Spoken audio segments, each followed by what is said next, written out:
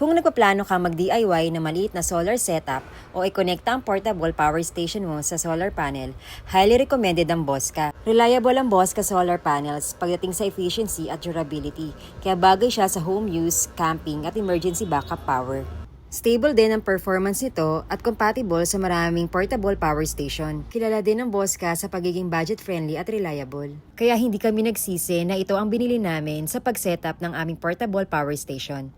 Nakatilt ng 20 degrees ang solar panels namin at nakaparallel ang setup. 8 AM pa lang yan pero halos naabot na niya ang maximum input. Ang ganda talaga ng harvesting ng Bosca solar panel. Dahil sa ganda ng pag-harvest ng Bosca, nasusulit namin ang bawat oras ng sikat ng araw. Kahit maaga pa lang, nakaka-maximize na agad ng input, kaya mas mabilis mag-charge ang power station at mas nagagamit namin ng solar sa pang-araw-araw. Tipid na sa kuryente, reliable pa sa brownout. Sulit na sulit talaga ang setup. Kung interesado ka, check mo na lang yung link.